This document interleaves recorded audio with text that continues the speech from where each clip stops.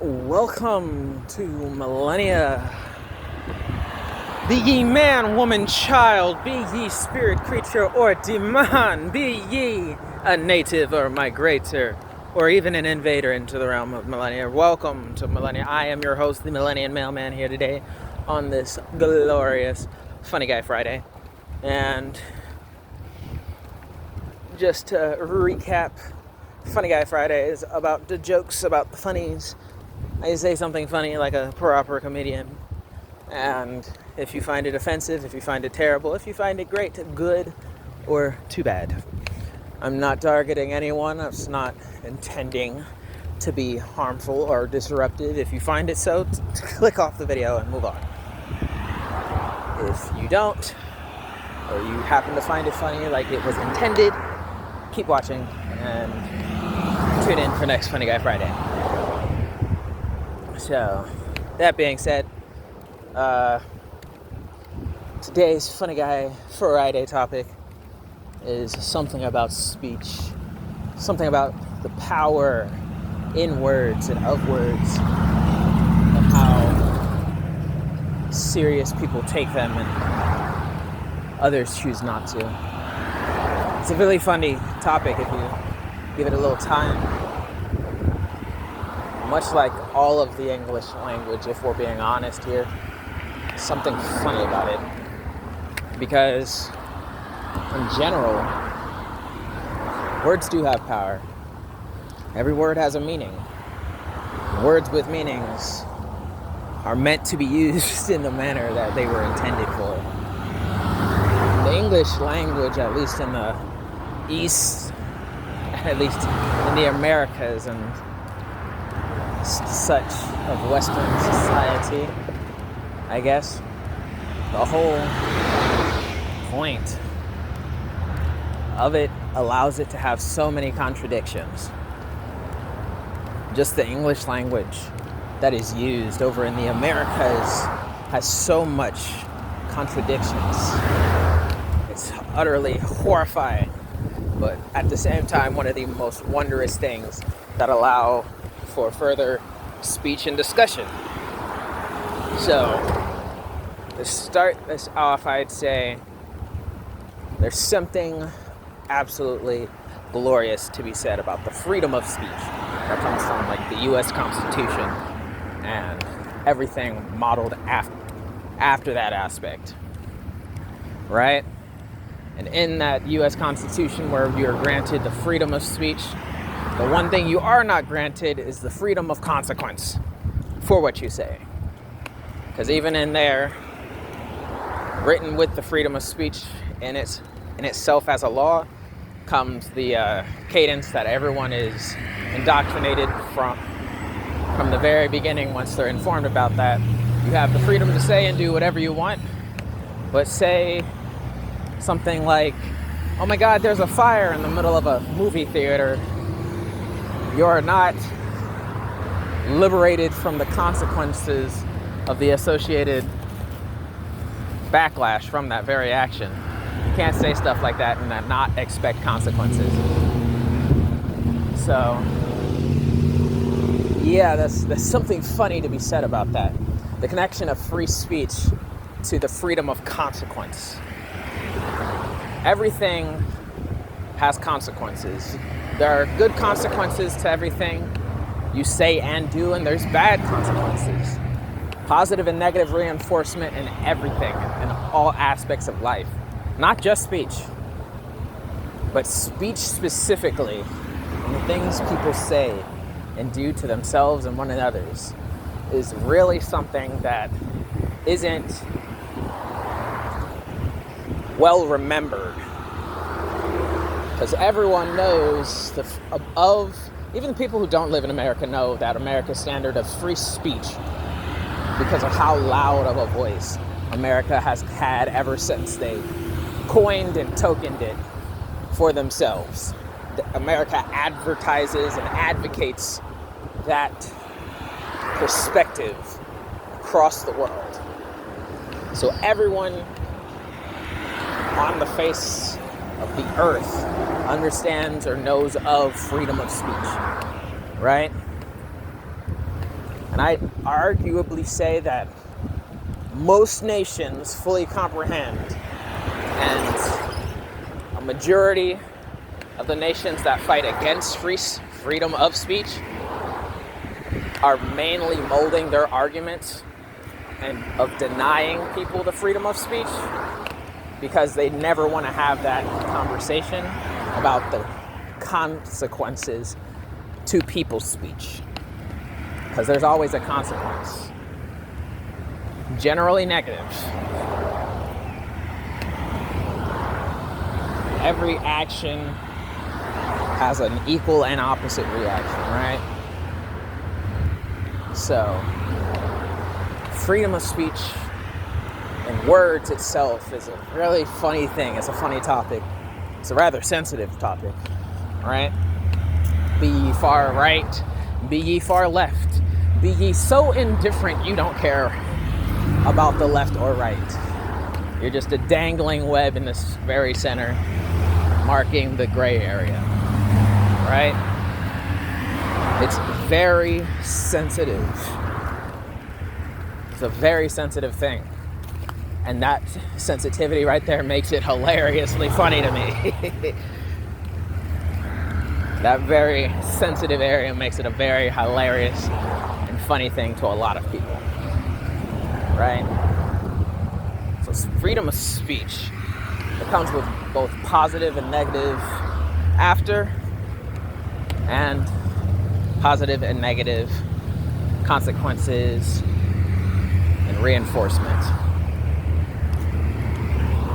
Something that's been going around rather recently is the death of the late Charlie Kirk, right?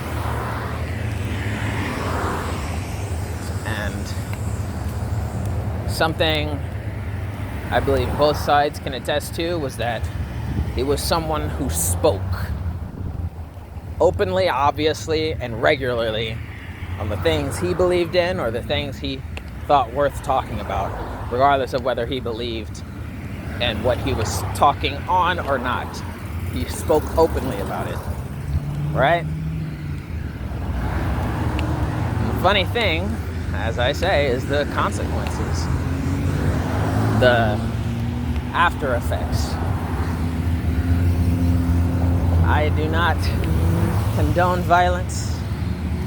I will say that first and foremost. Violence is a thing that, yes, both sides have to consider, but I don't think it's a both sides issue. Violence is something that we have to keep in check. Be ye a violent, tempered, and naturous person, or the most pacifistic person. Violence and how you go about treating at that wrong is different from people to people. Pacifist thinks that the most violent thing you should do is the use of words, because words are very impactful, especially the words you choose to use and those you choose to use them on. And a not so pacifistic person would believe, hey, skip that. I'm kicking butt and taking names. Forgetting about the order, I might just kick your butt and then take your name or get answers afterward. But all right, so a less pacifistic person who may or may not condone violence from the get-go would believe that actions are more important and supersede the words, right? And that again makes words a rather funny thing, especially freedom of speech, because that not so pacifistic person would desire and lead you to believe that I'm talking my way, fist and action, and first with action and then with words. I use my words to justify the action instead of my action to reinforce the words I used. And that makes it a funny thing. So, happens. Which side are you on? Which side is the next guy on? Just one thing. But all in all, it's always a part of the discussion. I don't believe Charlie Kirk deserved death for choosing to speak up and speak out upon his side, mainly because I don't condone violence of any sort. But everyone who chooses to speak, I believe, should understand that everything has consequences. Be it the outcome that you desire or expect or believe deserves to be drawn, everything has consequences. Even as I choose to make this channel and speak in the voice of a devil's advocate, I understand there will be backlash to certain opinions I convey as a devil's advocate of opposition. I fully understand that speaking on the devil's advocate side may very well get me at odds with a majority of people. I would just like to inform you, on the other side of the screen listening, under the sound of this voice here, that is far less important than the exposure to the rebuttal. I'm a debater. I love to debate. I'm a good debater. One of the best qualities in my what's the word?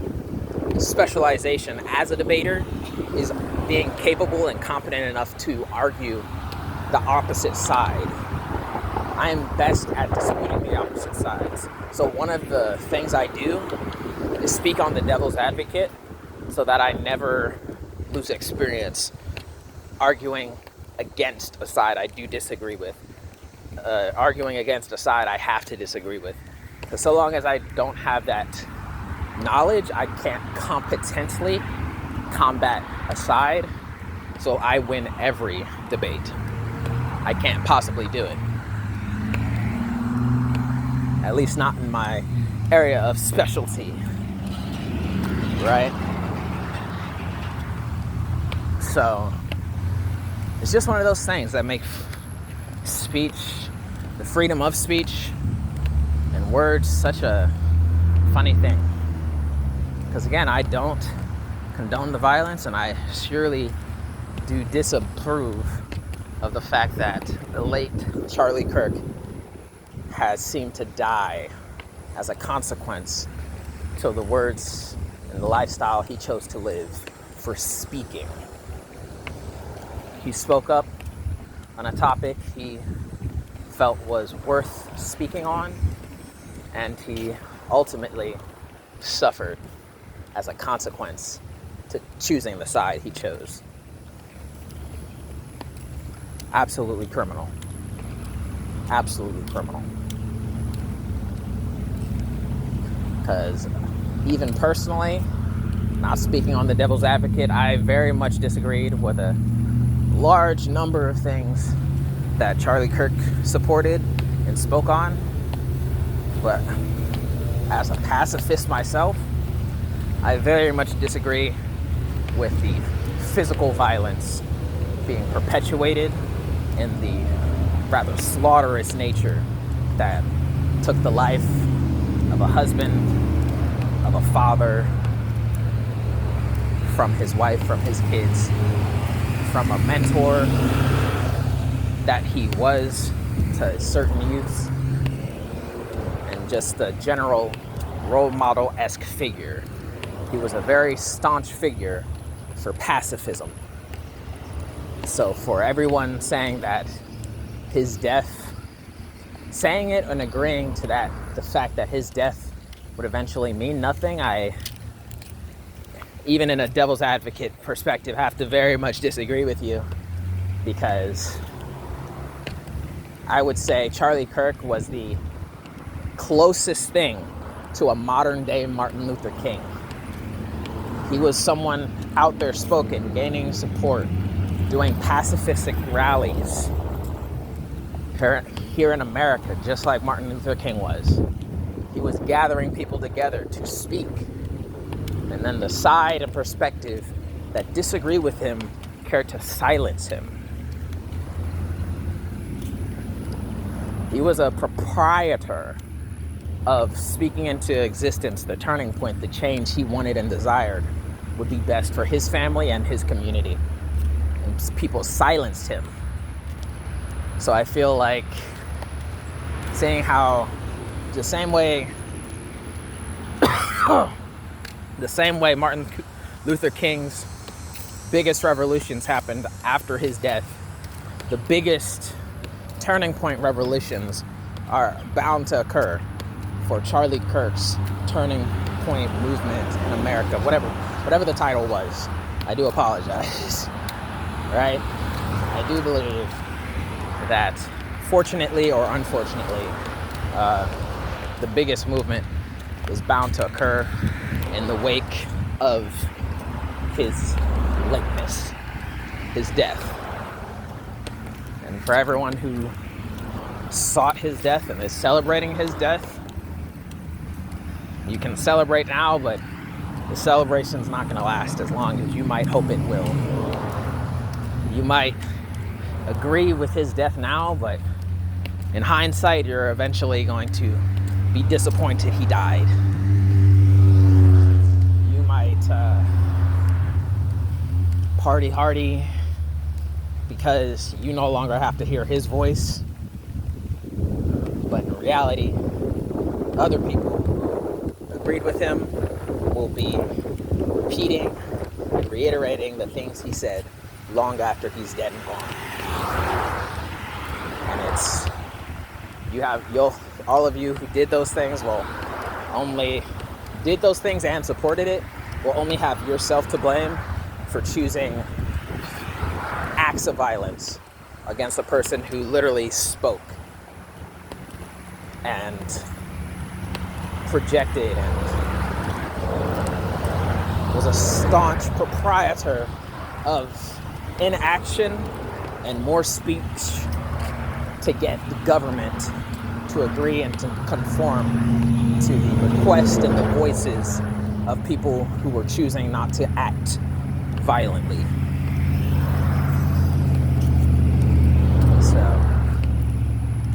I think I'll probably derail and digress from the topic of something funny into something more morbid if I keep talking. So, that is just me, your Millenia mailman here, and that has been the Funny Guy Friday. If you like or agree with anything I had to say, go ahead, click the like button. Questions, comments, concerns, put it down in that drop section down below. Share if you think the conversation needs a bit more exposure. Subscribe if you want me to finish my book, and subscribe and click the bell button if you for some reason just never want to miss any one of the videos I'll be posting every day until I publish my book. But hey, that's just me, Millenia Mailman, signing off. Oh my God, I'm sick of walking.